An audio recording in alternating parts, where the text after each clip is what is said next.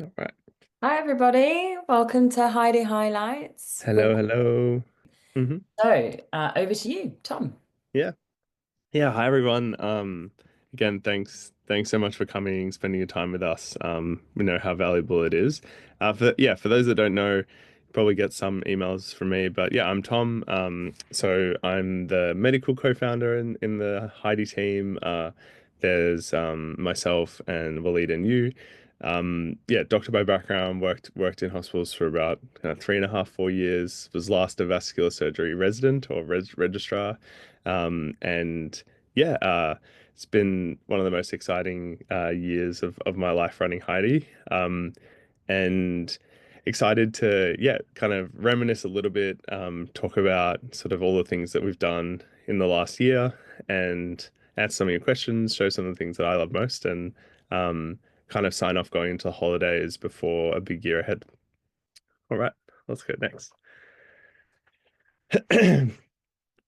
So I think we'll start off by talking about kind of two like kind of stable table stakes features and things that we always focus a lot on. Sometimes it's not sort of sexy, like it's hard to write a great update about all the things you've done to keep Heidi stable and safe and up to date. And yeah, I think it's worth just lingering on these two for a couple of slides. So yeah, first on stability. If you told me that we'd be processing millions of session almost a week, I just wouldn't have believed you at the start of this year. It's been kind of wild. I honestly expected that we would have had, maybe a few hundred users, less than the number of people just on this webinar using Heidi on a regular basis. And so it's been a real challenge. It's been an exponential growth, and exponential numbers get freaky. From one week to the next, you go from 1,000 users to 2,000 users. So you when you're doubling usage, obviously it's great and exciting, but you just start to hit to every single bottleneck and edge case along the way. Um, so um, generally, I'd say for most most of the people on this call, this hasn't been a huge issue yet. But probably on the West Coast in both Canada and the US is where most people would have felt some issues occasionally. And it's because that's the time zone that kind of overlaps with everyone in the world the most. And so what ends up happening is you've got basically too many requests all around the world, not just Heidi, hitting the model vendors. So, whether it's Google Cloud or AWS, all these people are all at once clicking stop and asking these chips to generate a note. And that's when you get the feeling that it's slow to generate, or it's not quite streaming as fast as it used to. It's usually because there's just this kind of simultaneous appetite for demand. And I guess there's pros and cons. The pro is obviously great. There's so many users. The con is that when you first start out, you're as a company, you're sort of no one to these big vendors, and you don't have enough business for them to really care about you, and you kind of get what you're given. And the exciting thing I think for us now is that we're finally sort of big enough that we can actually get dedicated kind of chips and access to models, so that mainly for people on pro users, no matter when you hit stop or when you call or ask Heidi, you have just dedicated lanes that get priority service. Um, so yeah, lots of negotiation going on behind the scenes. I think we finally signed off on some contracts in the last few weeks. And so practically it'll take us the holidays just to do all the setup. But going into the next year, it should be that a bit a bit more of a tale of two worlds. So we do separate the servers for free and pro, but separating the model aspect is something that we always wanted to do, but has been quite hard. Back to the point about being big enough.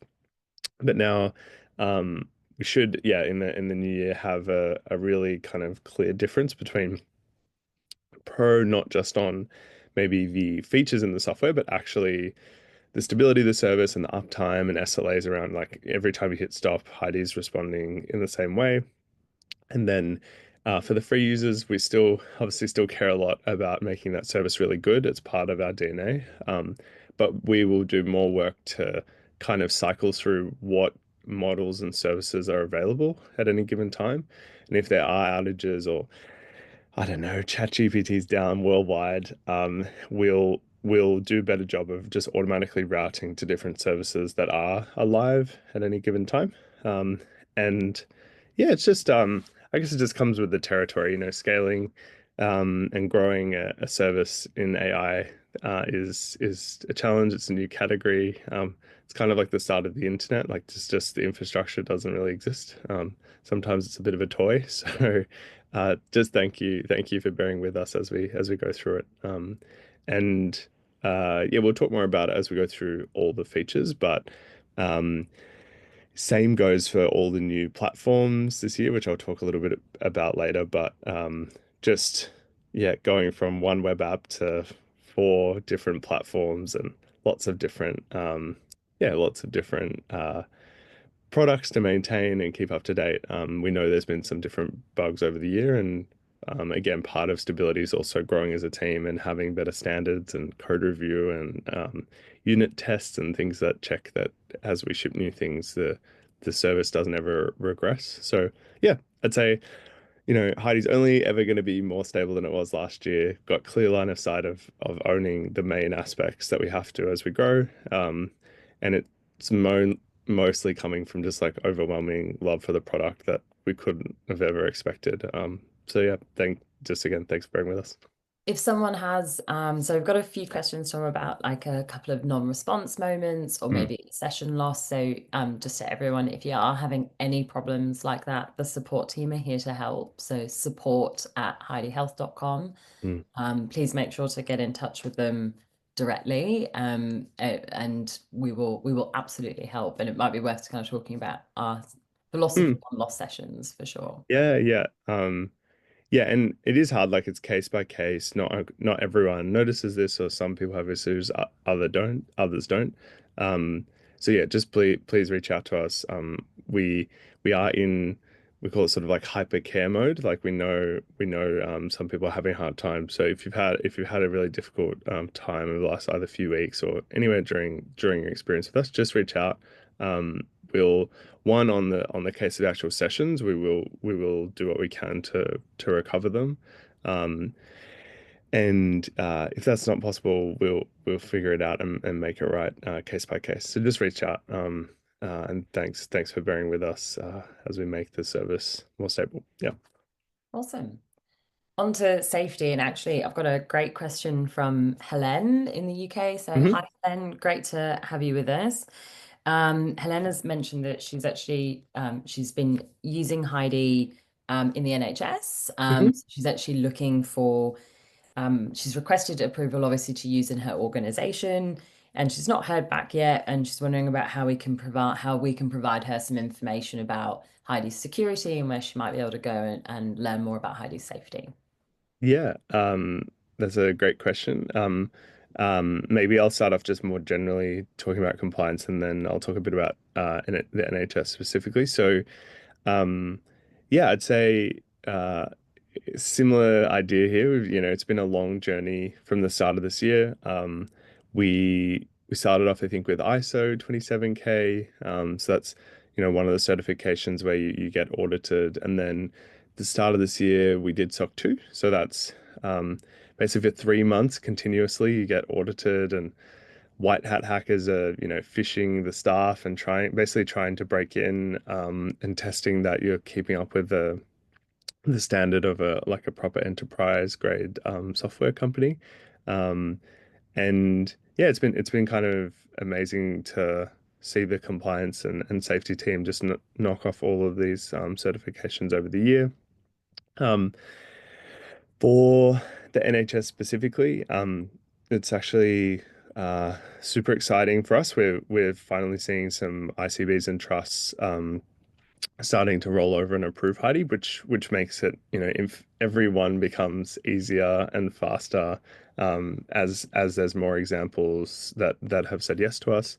I think there's more than 4 or 5 different ones I could speak to, where it's in Devon or I think North London and a few other places that have now approved Heidi to be used across the region. So um, the short answer is we do have some documentation like data processing agreements like DPIAs and all the DTACs and DCB and other forms that you need to submit. So the best way to do it is just to reach out to us. So if you just send us a message, you can click the help button on the bottom left on the website. Um, there might be some automations that will share some things for you directly, but if you want us as a team to talk on your behalf or introduce us to your cybersecurity team, we're more than happy to have those conversations. I think we average like 40 a day.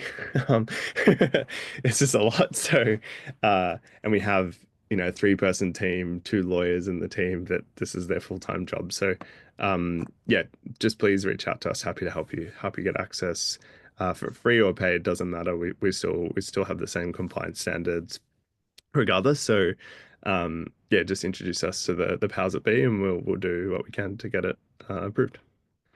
Just had a couple more questions that came in on safety actually, which might be Mhm. nice time to close those off and then we'll move on. Sure. So, Naman from Wales, hi, lovely to have you with us. So a couple of questions on some ambassador work, which I'll respond to you directly. But we've had Naman wanting to know how are we GDPR compliant? So Hmm. absolutely. Yes. You can see the lovely badge there. Um, and where do we store our transcripts? And Hmm. also, what's our kind of methodology around data protection? Yeah. Yeah, so storage of data depends on the country you select when you first set up. So, in United Kingdom, we store data locally, like in the UK.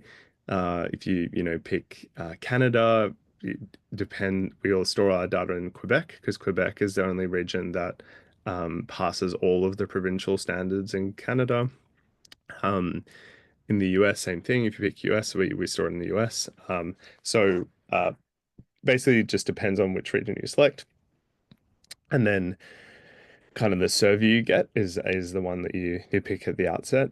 Um, as far as data protection goes, so um, there's there's like a million things. I'd say like the most common cause of data breaches across the world is almost always it's called social engineering. It's basically like someone's password gets breached and there's like a lot of team training and use of password managers and managed devices and having software on everyone at Heidi's computer and ID badges to get into buildings. Like that's what SOC 2 does. So basically it's a thousand different points that cover both like technical infrastructure, so that's AWS, that's doubly encrypting things at rest and in transit, using certain encryption standards, access controls so that one engineer, even if breach, doesn't have access to the whole code base, or can't call APIs that may have patient sensitive data. So without getting into the weeds too much, it's basically across the whole company from training when you get started, the devices that you use, to the actual technical infrastructure itself, having encryption standards, having white hat hackers try to break into Heidi, and then solving any issues that are found. Boring things like rate limiters on APIs and all sorts of things. And I'd say more generally, how we think about it is, there's always inherently with anything, there's always risk. It's not never 100% safe, but nothing is. Your medical records probably don't have as high standards as we do on compliance. Most systems don't even have ISO certs or SOC 2. So I guess we're gonna try to um, do absolutely everything we can. And then on top of that, we also do have platform insurance for cybersecurity. So if it's not something we ever want to happen, but if Heidi was ever breached or anything went wrong, or ever got into trouble for using Heidi, there is an insurance policy for every user, free, again, free or paid. So yeah, it's sort of one of those things. Do everything you can, try to uncover every nook and cranny, and then uh, yeah, just I guess share the work that you do with everyone else. Yeah. Wonderful. And then just before we move on, John from Canada, hello, thank you for your message. So you've asked for any issues with privacy in Canada. We did not put the Canadian badges on here, so we're sorry to not represent Canada, but no, we're fully compliant in Canada across all the regions, Yeah. And which is yeah, wonderful. and Canada does have different data and patient privacy standards in every single province. So we've done them all now. So should be fine to use it. But it's not like the UK where you sort of have to get approval locally, but obviously you might need approval from your organization if you're not a contractor or something like that. But actually, generally, people can pick it up and use it themselves in Canada, which has been great. Right. All right, well, let's move on. Just a quick call for everyone. Like, please drop your questions. I see a few of you got your hands raised. Just drop me an email. You can hear I'm being responsive. This is just to make sure I can always follow up with you at the end if we don't get through it. So it's Leah, Leah, at HeidiHealth.com. Cool, back to Yeah. you, Tom. Um, Yeah, and this one is just another thank you sort of slide. So um, I guess we wanted to take the time out to really review the year that's been. I think we spend a lot of time, whether it's customer feedback or interviews or, the time you spend with us setting up the product. And we just wanted to say that it's really, everything that we do is for the clinicians that use Heidi. It means, so much to us to see I said Heidi in my wedding vows, or I'm back in practice because of this, or I never want to go back to the way it was. Like the I guess the outpouring of love about how this has improved practice has really helped power the team to work really hard and to try to make something that is really great. So yeah, just want to pull one out for for everyone on the call and everyone else who's used Heidi this year. And yeah, excited for more to come. So thank you. Um, so yeah, let's talk about the product a little bit. Our favorite thing at Heidi. I thought it was worth showing where we've gone from and till now. So in Jan 30, that's what Heidi looked like. Pretty simple, just a recording and note. We didn't even have templates at the time. Um, we had a couple of good ideas, I think, like the My Additions tab, similar to the context idea. You could add a few things in, but yeah, really long journey. And it is kind of insane to us, looking back at just how many things we have changed. So, like it's actually an entirely new code base, started from scratch. On the right, we actually swapped from an original version to a new version, kind of in the middle of July-ish. And we'll obviously talk through all the different features, but uh, yeah, it's interesting. Like when people say like, why is Heidi great, or why is this better than someone else's? It's almost like trying to describe a painting. It's like, there's lots of different brushstrokes, and it's the sum of the parts. It's not just like one thing. It's the collection of features that make Heidi great. Yeah, so it's just nice to reminisce to see how much has changed. All right, so we're gonna go through the product, slight love letter to all the things we've done, highlight things that maybe people don't know how to use yet, if you're new to the community, or yeah, just talk through different, I guess, the reason why we did certain things as well. I think it's kind of interesting. Um, and yeah, that I guess the team, there's a lot of people behind the scenes, lots of people you might not always see. So some unsung heroes. Got you in the engineering team, and Ocha on the far right-hand side that do all the infrastructure, keep Heidi alive. got Kate, who is our product design team, Mo and Andrea from the product team. Um, and yeah, you'll see a lot of different faces and people reaching out over the next year as well as we launch new things. All right. Uh, so one of the big things that we worked on this year was just getting Heidi into the hands of people in different contexts. So we launched a kind of couple months ago now, Heidi on mobile and desktop, and in a Chrome extension as well. Um, we're still in beta across most of these platforms, and we're nearly there, I'd say, like on stability front, like working through different bugs. And yeah, really appreciated like all the feedbacks and reviews and things that have been sent in. It's been immensely helpful for us to get all these things to work really well. Um, and it's it's interesting. Like I'm always a bit biased to kind of consulting setting where it's a bit more stable. So, in Australia we have these computers on wheels. We call them cows, and wheel them from bed to bed, and in outpatient clinics also pretty stable setups with webcams and mics and things like that. So. It was always amazing to me how many different ways people would use Heidi. People on iPads or people using their phone in their pocket, their front pocket, or using two different computers and a phone on speaker and recording two at once to do different things. So yeah, part of this is just trying to basically account for every different clinical context.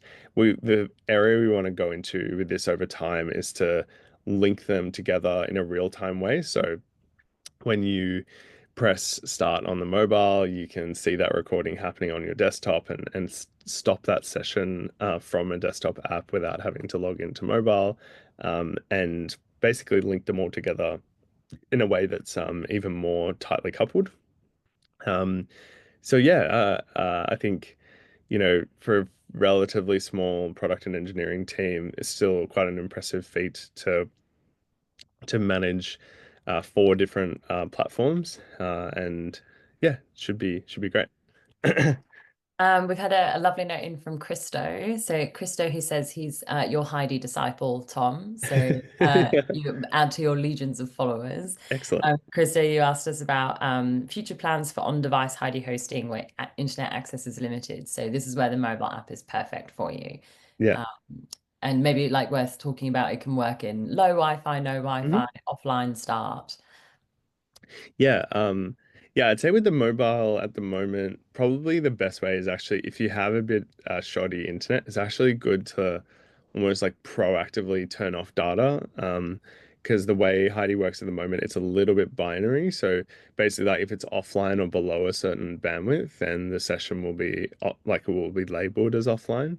Um, but if it is low bandwidth, as long as you don't kind of shut down your phone, it should asynchronously, but asynchronous means like just basically keep processing in the background, even if you're, off and walking on to the next patient. So it's fine to stop recording and kind of wait for it to process. As far as on device, I think that's definitely like the dream state.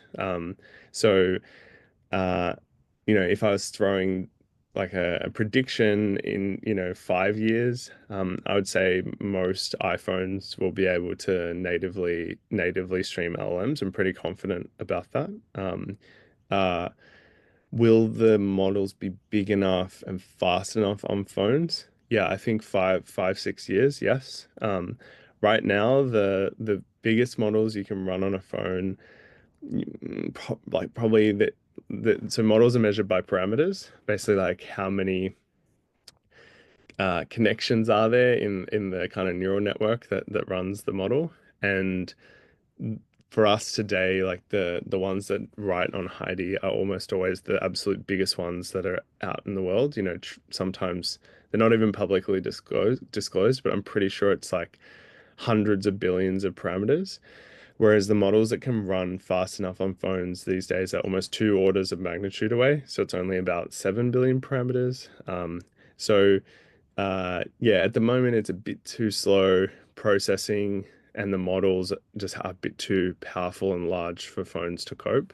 So, uh, yeah, as soon as hardware catches up, then we will be, the first to try to get it working off cloud. There's no reason for it to be on cloud. It's just where the models live at the moment. Awesome. Okay. Well, let's move on, and then we've got some really good questions on templates actually. So Great. I know we're keen to get into the product as well. So Yeah. Uh, Yeah, so I'd say templates is one of the things that really makes Heidi unique. We uh, somewhat on a whim tried to kind of build a system that could account for any potential combination or document. And I'd say in this case, we really tried to trust our users that, although maybe they're feel a little complicated, the trade-off is that you can just get Heidi to do almost exactly what you want if your wish is what is it? Your wish is our command. And the yeah the kind of breadth of different documents and things people are creating for Heidi is wild. Like we've had thousands of templates now appearing in the community. And yeah, just thank you. Thank you for learning the system we created. And the next year, we're really hoping to spend some time to try to make templates a little bit more consistent. So there's this kind of difficult trade-off in building these products between you want creativity. That's what makes these writing tools so amazing. The when you have the first impression of these AI tools, it's like, wow, it's like there's a human inside the computer, that how did it know how to write like me? Um, and that creativity and flexibility is a good thing, but the downside is you want to be able to click the button twice and have, the same thing happen every time. So we know everyone are sticklers. I was one too, and there's different ways that we can make I guess things more directable. And I do think in general over the year the models have become far more instructable overall. They sort of behave. At the start of this year, there was no way we could have had dates for different regions. Like it would always write the date in a US format because that's just where the models are trained. Um, and in the space of a year now we can have Canadian English and day month into numbers and year, and it sort of works pretty well. So there's a mixture of the software side but also the model side. I think basically everyone in the world is trying to make LLMs more reliable and instructable. Yeah, questions on templates or thing I can talk, yeah, sure. but yeah. So had one around around the preset templates and that they're free to access. Hmm. So in the Heidi community, if you just go to community in Heidi on your left-hand sidebar, you can search for templates and use this coming up for 2000, I think now in the templates that you can use if you're on the Heidi free plan. Yep. Um, uh, and oh sorry, those the templates in the community are for in the pro at the moment. Sorry, yeah. So custom templates, like anything that isn't the main kind of five, are still part of the paid plan. But I'll show you once we jump into the product which ones are free, and also how to toggle um to just, I guess, hide the pro things as well if you want to. Um, yeah, I'd say, yeah, Leah and I are thinking through ways to let free users also get a good experience of the pro product. Maybe even have their own custom template instead of the preset ones. But yeah, again, all just software we have to build to make it easier to I guess try different ways of letting the free users get kind of the basic thing they need. But I think a soap note's included in the Yeah, yeah. yeah. I'm trying to find your name again. Sorry. Um, I think it was Agechi. So Agechi, yes, you can use a soap note for free. Absolutely. Mm, A lot of questions around formatting and getting Heidi to write in a very particular style, Mm. whether that's prose or bullet points and so on. So maybe what we can do is show just some like nice prompts when we're in there around how to lock that into your template instead Hmm. of needing to use Ask Heidi every time. Yep. From what I Yep. can see here from everyone. Definitely a couple of questions on previous slide around using Heidi with headsets Hmm. as well.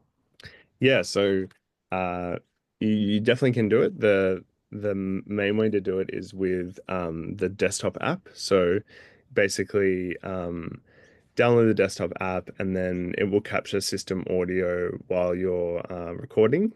Um uh I think you can also do it with phone calls as well. You just have to route the phone calls basically through your computer somehow. You can, of course, just do it on speaker and play back into Heidi that's recording somewhere else. But um, I think that's the best way. Like if you use Air Call or Just Call or something like that, that can be a good way to basically route the phone call that's happening through the computer somehow.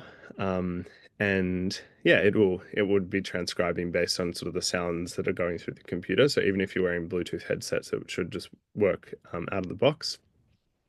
For the mobile app, I don't think we can do the same trick just yet. Uh, uh, I think it's quite a tricky one, similar to the web app.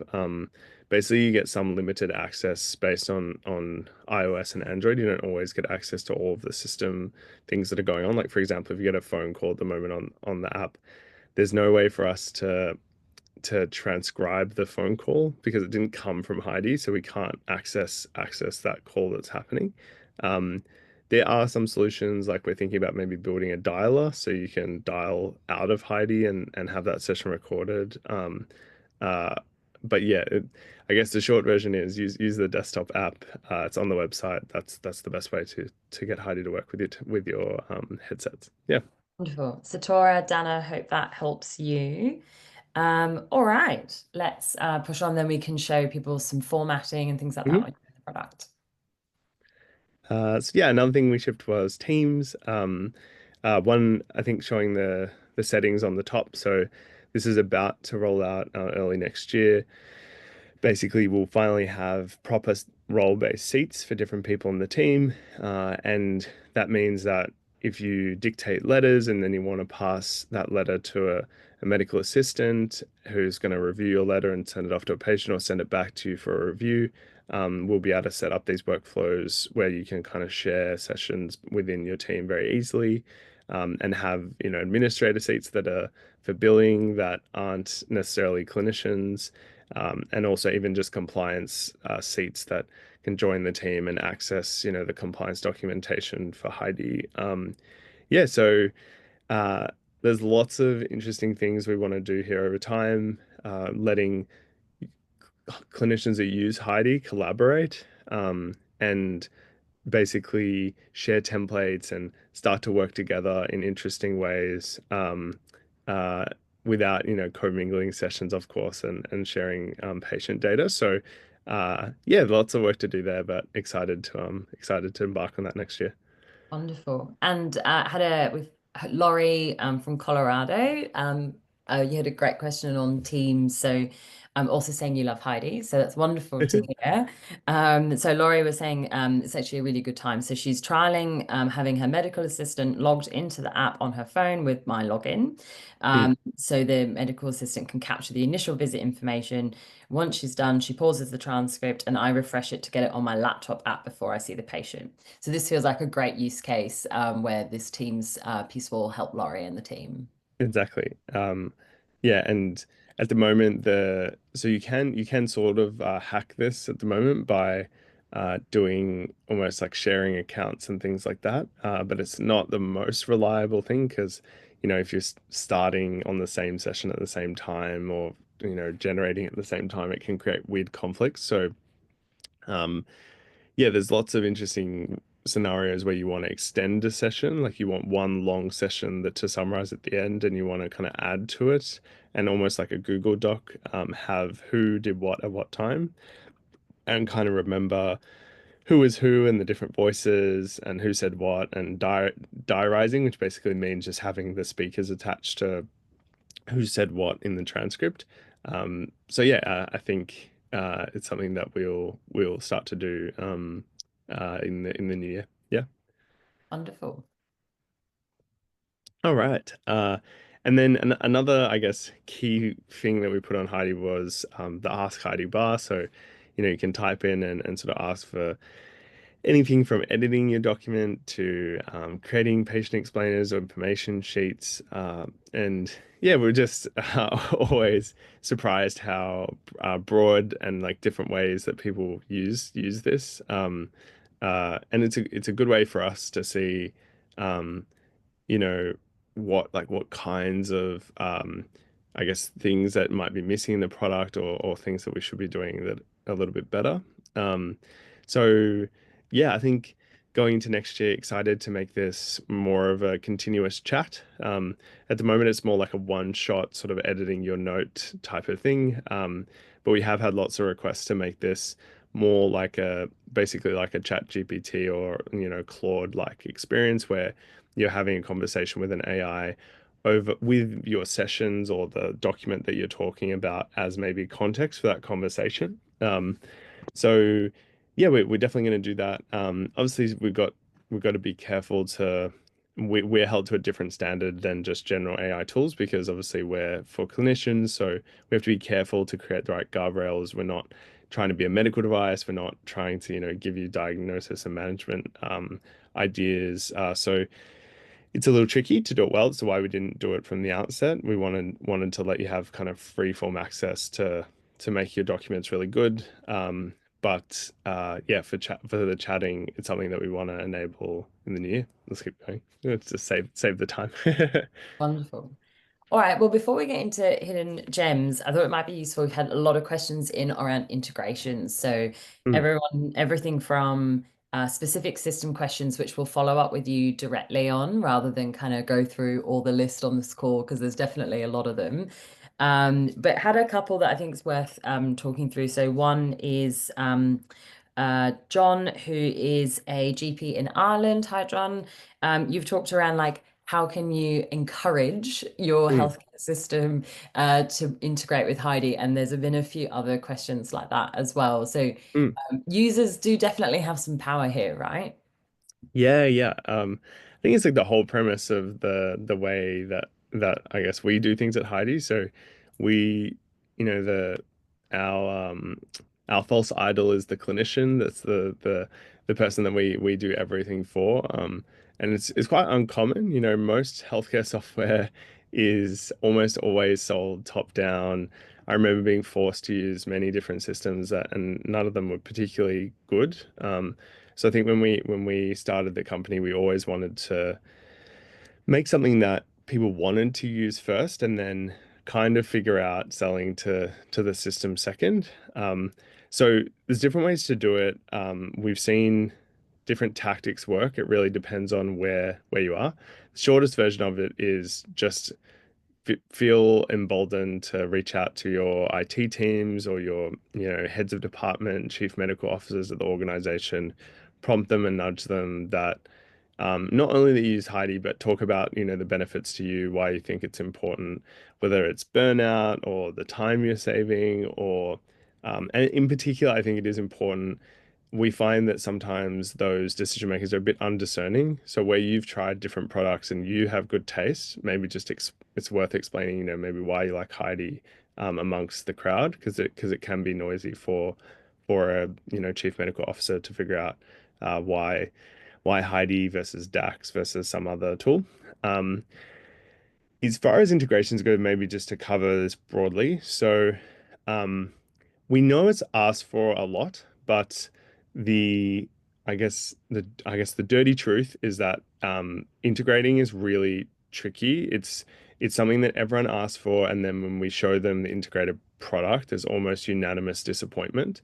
And I do think it's almost like we're entrained as practice owners and clinicians that everything has to be integrated, and we have this kind of abstract idea about what that means. I know what it means. Like I know what everyone wants. I know that people want to open their record system. Heidi's automatically logged in. They don't have to log in again. They automatically get all of the past medical history, the medicines, the past visit notes into Heidi, so that when you see a patient for the 30th time, Heidi knows that this is the 30th time you're seeing that patient and can draw relevant things into the note that makes sense, that you don't state again in that visit. Um, I know kind of what it needs to be on the end state, but it's really hard to get there. Not every system has access to those things or will give you access to past notes. The models that we use today are not very good at large context situations. And the trouble with the record is it's a minefield of different content. There's sometimes like thousands of different things created for a patient. So, how do you, in a pinch, find the right thing for that moment? Like, how do you know which blood result matters for that visit, or which medicines are still active or inactive if they're all in, PDFs or some weird format that doesn't quite read out across the APIs they have. So it's not an excuse. It's just that we chose this year to focus on the things that we thought would move the needle most for the clinical experience. And really, that was still mostly intra Heidi, like the features that we could build. Um, but we have been working busily on integrations in parallel. So we have nearly there with EMIS and System 1 in the UK. We have Epic sites starting to go live in the US, and we're starting to work on Cerner and a few others. But at the moment, in most cases, it's basically just a write back, kind of click a button and send back into different fields. And don't get us wrong, we know even just that is a really valuable thing, not having to copy paste into each section. And I know because as a clinician, when you do the same thing over and over again, you see the same patients the same way, your day is very structured. So you kind of start to count every click. So we know like we want to minimize clicks, but when it was peaking between, you know, I don't know, making Heidi's tab system work way better, or creation more intuitive, or doing find and replace and snippets and these other things. That's the kind of trade-off we made this year, to focus on those things that we thought would make Heidi, 20-30% better, rather than making something slightly inferior that's, integrated, which really just means that you click a button and send it back, and there's nothing else that it really does today. Yeah. Well, it feels like a good time to talk about some hidden gems. And I know we don't have too much more time because they're like the question volume's amazing. So keep them coming, everyone. Maybe it's worth actually just dropping straight into the product Yeah. showing people around. So I'll stop sharing Mhm. here. And then you should be able to share away. And while Tom is getting his screen going, also just had like a couple of little love letters to Heidi. So thank you so much for people sending them through.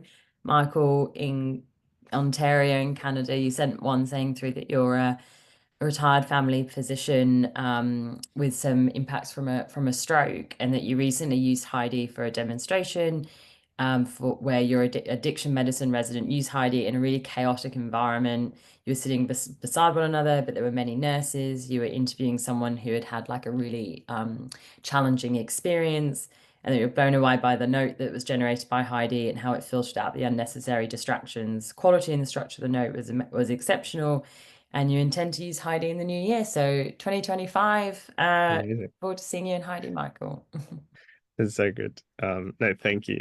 Like I said, it's for you and those scenarios that we do it. So yeah, it warms our hearts. All right, let's jump into Heidi. So yeah, I think some underrated things that people might not be aware of. So we do have lots of shortcuts. So you'll notice that I'm not in the text box at the moment, and shortcuts are here. So if I just press S, I'm just pressing S on the keyboard, you can see that there's a bunch of different shortcuts that you can use. So for example, if I want to copy this note, I just press Command C and it will automatically copy this note. If I want to create a new session, I just press N, and Heidi will jump me into a new session immediately.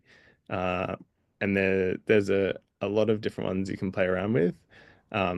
So, if I press G and then S, it will open different things. Oh, didn't like that one. Don't press Control Alt Delete. Um, but yeah, I highly recommend giving the shortcuts a try. Again, it's a bit of a pro user thing, but we like them a lot. And you can use them with macros and stitching together different things as well. So, like I'm just pressing the uh, left square bracket and that opens and closes the session bar. Anyway, all very cool to not have to use your mouse. Um, okay, a couple of things. Maybe let's talk about first starting new sessions. So from this language area. This is not for everyone, but one interesting thing is multilingual. So it still is in beta. So if it's an important session that probably still take notes while using it, it's not 100% bulletproof yet. We're hoping to take this out of beta going into next year, but yeah, really, really cool where maybe there's English and Spanish speakers in the same conversation and different words are in either language. Catching both sides of that conversation is challenging, but very important to be able to handle those scenarios. And we've also added lots of different languages, many more coming soon, including Arabic and some others that are highly requested. Um, Let me go. So don't worry, these are all made up sessions. And uh, I'll jump into a session I did with Jesse. We were doing a demo for a team yesterday evening, and a couple, I guess, of underrated features. So basically, when you select text, you'll see this little dialog menu. So if you want to copy sections, you can just copy by selecting the section and click copy, and that will independently copy this part of your note. Um, and what you can do is, let's just find something. All right, so let's say days ago. I'm gonna select this and find a replace. So um, instead of saying days ago, maybe I like prefer, /7, which is a common medical shorthand. And I'm gonna swap this everywhere and forever and click replace. And now Heidi has replaced it like this. Um, and 2 or 3 days. In this case, it's a patient quote. So I'd say I want to change this as well. And what this will do is every time I now generate a note where Heidi would have written days, it's going to write, /7. And you can do this for certain medicines as much as we try. So we do train our own transcription models, and we do lots of work to try to keep up to date on different medicines lists and new biologics that are coming out every day. But it's just really challenging. Sometimes the models have these weird fixations about writing certain medicines in a weird way, or inventing some spelling of a brand that isn't quite accurate. So the best way is just to select it, rewrite it the way you want, click everywhere and forever, and it will always write that. If it rewrites that medicine in that weird spelling, it will replace it with the correct spelling of that word. Let's talk about snippets. So anywhere in your note, if you just press /, you can basically similar to dot phrases and epic, or I think can't remember the shorthand in some of the different systems, but basically you can create a snippet. You basically name this whatever you like. You can see different ones I've used before, and basically paste it in here. So for example, let's say uh, I really like this physical exam. What I'm going to do is select that and create snippet and call this uh, examination febrile. And yep, I'm going to get rid of this, create snippet. And now if I go here, examination febrile, and hit enter, it'll paste this section out for me. Yeah, and excited to make them voice triggered and also support having different sections. So we really want to have this so that you can say here and say, temperature mentioned in the transcript. So basically that you use the same templating ideas, so that when you use you could have, your cardiac examination, and when you use that snippet, it will automatically kind of reprocess and look through the transcript to fill that block of text. So yeah, that's something we're going to do in the new year. Trying to think about other things, shortcuts. Yep, I've shown the main hidden gems from the slide. Yeah. Yeah, for sure. So a few questions people had were around formatting Mm, in notes, yes. so and what the future of that looks like. Yeah, so Um, I might just do by showing. So for example, actually, let's go here. So if you do want to see templates that are sort of free or included, the best way is click this Creator tab and just click Heidi Community. On the free tier, there is a little toggle here that you can click to hide anything that's pro as well. Um, I'm set up as an emergency medicine specialist, so basically these are the templates that are included for free. Any of the document templates are the ones that aren't included. So really it's just that core note template. So like the one I have here, this is a HMP issues list. Now let's go into this, and I'm going to call this my webinar note, just to differentiate it. And yeah, if you edit a Heidi template, we'll create your own copy. Um, and so let's say, obviously this is kind of in a dot point format. So what I can do is say, please write the history as a paragraph without dot points. And what this will do, if I just click Save and Use, uh, it will reformat that whole section. And you can see it's kind of gone through and reformatted all the sections, but it hasn't applied it for everything in the whole note. But you can see it's kind of written it in a way that's maybe slightly better. So another, I guess, way to do it is uh, if we just go to template and go create new template, and I'm going to say here, create template for a um, soap note, and make each section written in prose, paragraphs, no dot points, please. And I also want an issues list at the end with ICD-10 codes labeling a problem list with findings and plan for each. We might send this prompt out to everyone, Tom. Yeah. Um, and so what you'll see is Heidi will now stream out template, and we'll just let that stream out. Now, I'm just going to call this a note. This does make a big difference, just picking what type of template it is. And I'm going to call this webinar template AI Gen. Um, so So you can see it's got, the actual words, like the patient presented with, the patient has a past medical history of, and uh, for example, let's say this one is, pretty good. We can say replace any text below um, that refers to the patient with their name, and feel free to rewrite everything below as required for clarity and avoiding repeats. Um, repeats of the same words.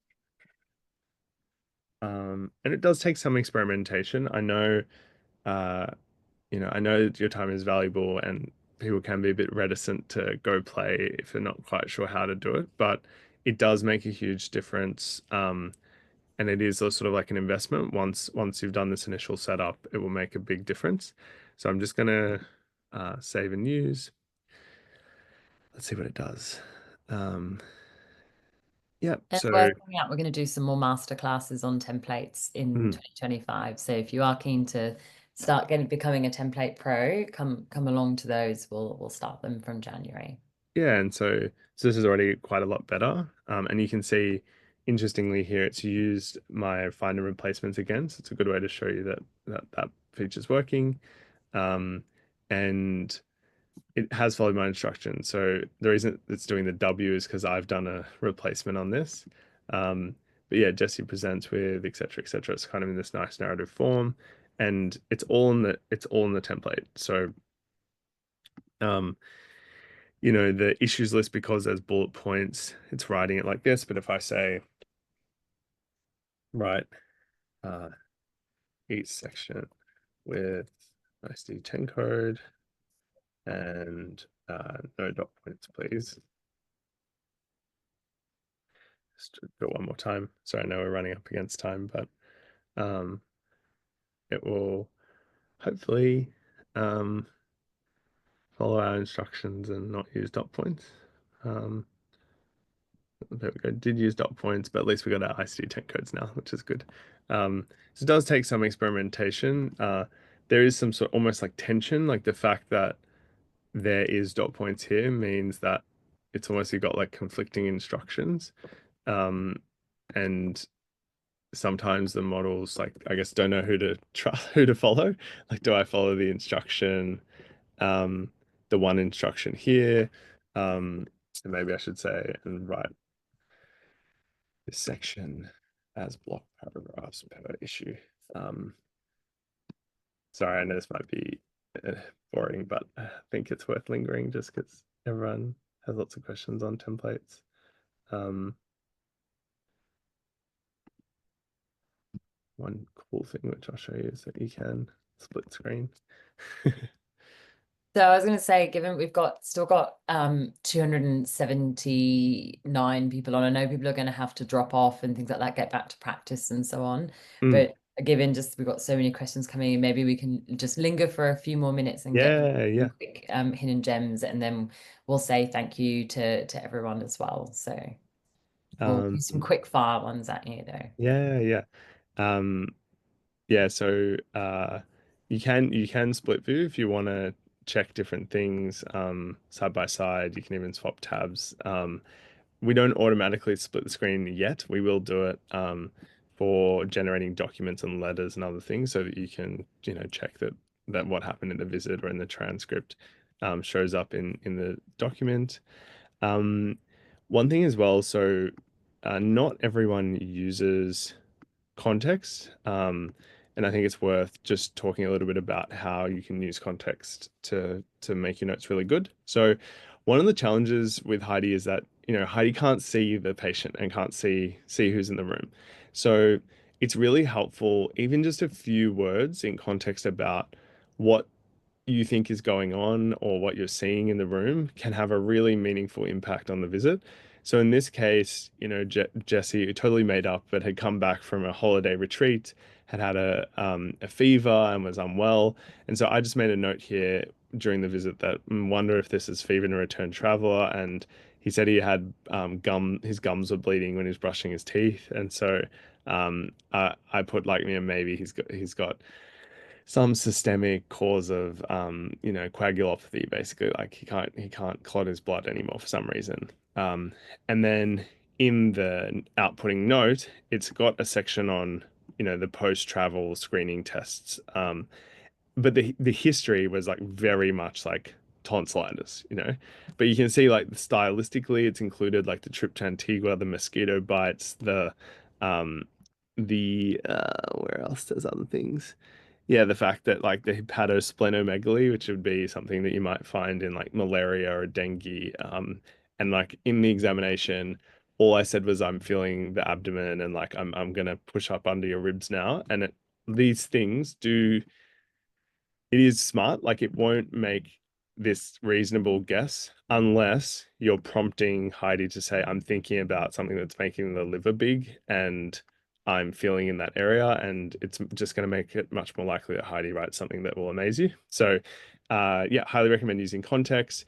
And another way that you can use it is a way to almost get in a way like get around integrations. So you can, in this case, I did a demo of a progress note. So showing a, day two follow-up visit after a first day. And all I've done here is paste the previous note and demarked it. So just labeled it with this previous visit note, like this.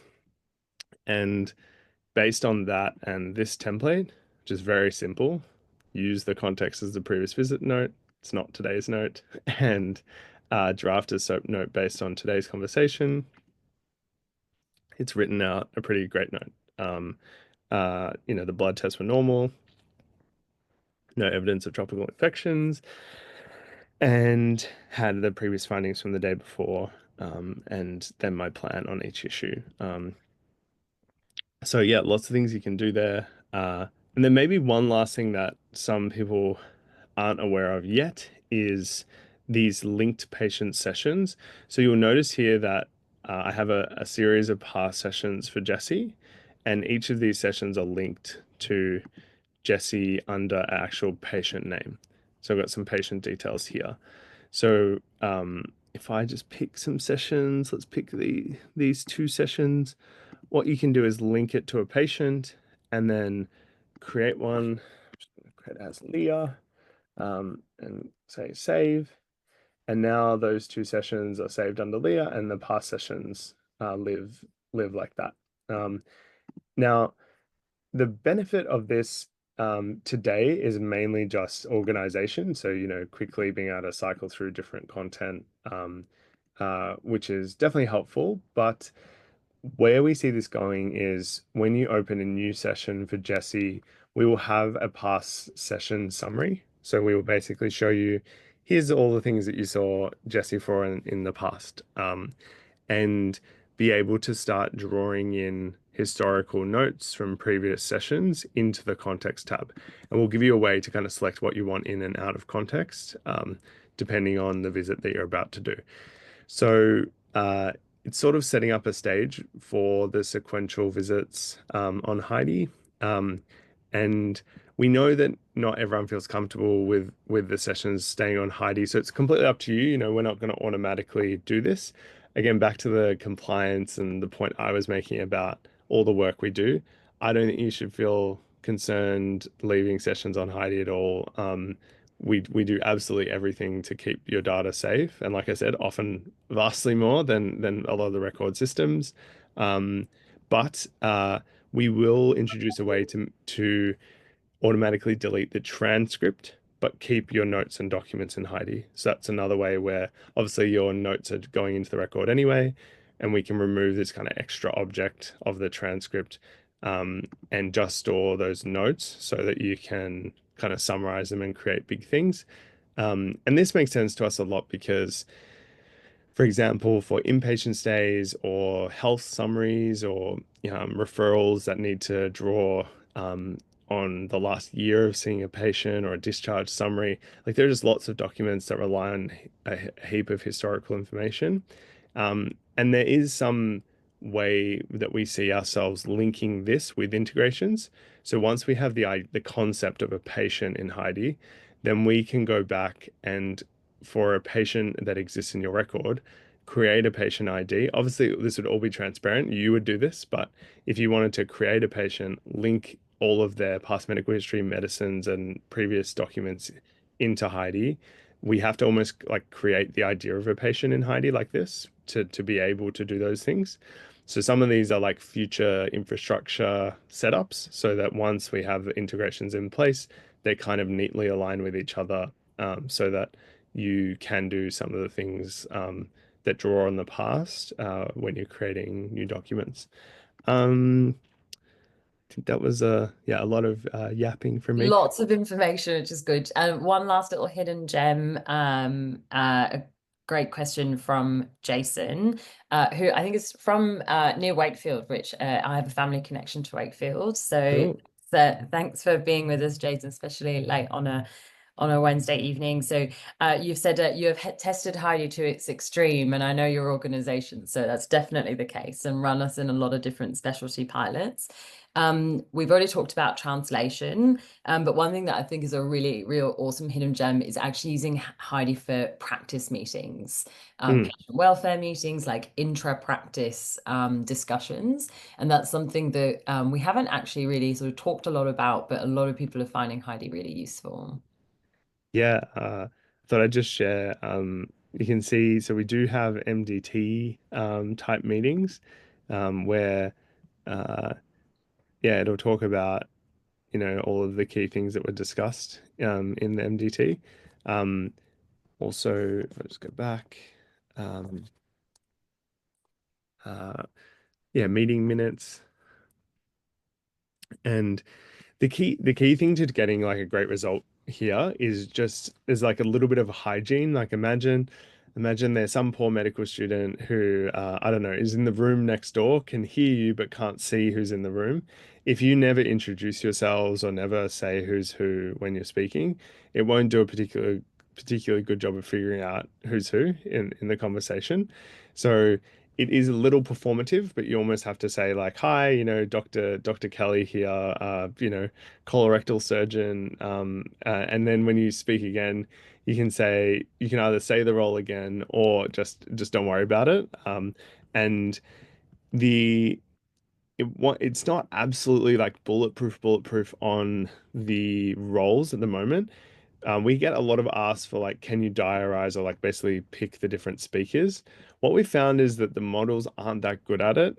Sometimes voices aren't that different, or it's not quite good enough audio to figure out who's who in the room. And then what ends up happening is the models will trust implicitly that the transcript is correct. So then it's almost worse because you get like actual mixing up of roles rather than letting Heidi almost figure it out from one block transcript. But it is something we're going to work on. We'll give you the option to basically create a speaker list in the transcript. And regardless, it's still really good at summarizing kind of the agenda, the discussion, the decisions. It's really, really great. And to use any template from the community, all you have to do is click this add to my library and it will get added. You can make it Right. a favorite if you want it to go to the top. So Jason, I know you're asking about a dedicated space for that. We'll work through whether or not we do that so that it kind of gets siloed, but potentially you could do some linking in that scenario. Yeah, it's a good idea. Yeah. Awesome. All right. Well, I know it's 10 past and we've still got like 240 people on, but maybe we'll good time to wrap up and I will get through all your questions. But a huge thank you to everyone for sending them through. So I'll just quickly pop back over to these Hmm. slides, Tom, and you can Let's wrap sign up. up. Um, Yeah, so yeah, just again, like thank you so much for coming today. But also, like it said, for supporting us, sharing with your colleagues, kind of advocating for Heidi. We know obviously there's been some challenges as we've growing ahead of schedule this year. And yeah, thanks for all the work you've done for us. We can go to the next slide. Um, and yeah, if you if you're working over the holiday break, I've been there. We salute you, and just yeah, hope wishing your family and yourselves all a great time. And yeah, excited for a big 2025. There's a lot of things coming. Some things are just extensions, integrations of the existing product. But we thought one kind of exciting way to end off was to share a small sneak peek of something that we're working on as a big new feature at Heidi. So I'm just going to play this. It's Heidi here. I found my voice. And in 2025, I'm about to get a lot more vocal. Can't wait to chat to you next year. Um, yeah, so excited to meet Heidi for the first time. You'll hear a lot more from her next year. And with that yeah, thank you so much for coming on. Really appreciate you all. If you do have any last questions, just send them through to Leah at HeidiHealth.com and we'll get back to you over the next 24 hours. All right. Thank you, everyone. Everyone, have a wonderful end of year. Bye. Bye. Bye. Bye. Thank you.